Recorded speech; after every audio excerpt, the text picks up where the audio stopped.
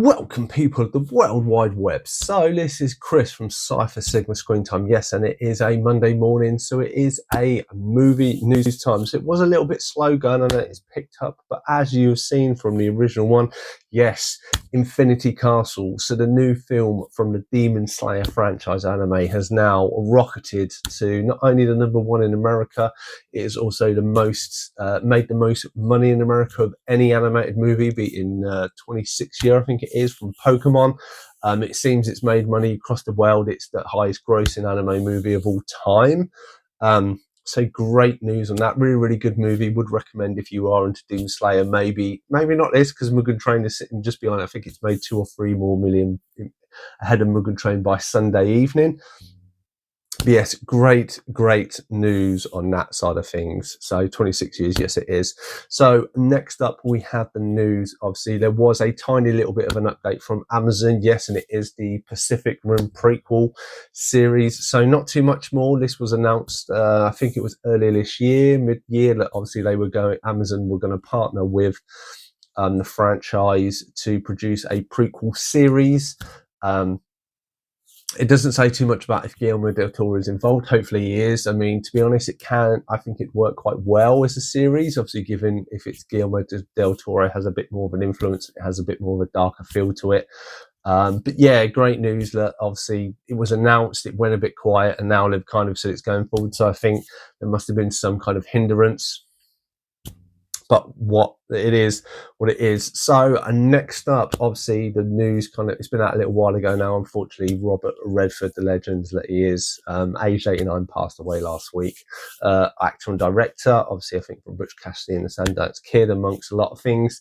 I don't really own too much that he's in. I think it's only a few small movies or small roles that I've seen him in. But yeah, unfortunately, another legend gone. But obviously not forgotten. There are a lot of good films that he has been in there, probably, I say, a little bit before my time-ish. But yeah, sad news, but obviously will be remembered. So we go from one thing. It was announced earlier today, Tom Holland has been injured on the set of Spider-Man. It also has come out that obviously a female stunt worker as well has also been injured. He was rushed to hospital. There's no news. His dad has come out to work and said he's having to take a break. I assume in this he's hurt an arm or a leg or something, and obviously this has then hindered it. Obviously this seems to be a recent trend. So obviously when I mentioned about the Highlander, obviously Henry Cavill released a post last week of him with his leg all bandaged up. So he obviously hurt his foot at some point during the training. So as we know, Spider-Man's been filming for a little while now. So the facts, just pushes the date back. But obviously we all wish Tom the best of recoveries, whatever he is injured. And obviously the female stunt coordinator as well, hopefully she gets better soon. Then obviously the other bit of news, the ballerina herself, Ana de Armas, she has officially been announced that she will be in Doomsday, the Avengers movie. It doesn't state in the article what specific role she plays or what connection, but it seems she will be in there. There's a lot of rumors flying around and a lot of speculations and stuff. This seems to be credible as far as I can tell, but yeah, we'll have to wait and see what part she is. I mean, they're spending a lot of money on the actors and stuff like this, whereas I feel like in the previous Avengers movies you've had the cast there. Whether they're trying to compensate, who knows, from the lackluster year they've had. So yes, and then finally, what do we have? So we have a roundup of the box office. So as was already seen, Demon Slayer has been rocketing across the board. #1 in America, #1 in the UK, as far as I'm aware, and a lot of other countries. I think Japan and China seems to rocket it up.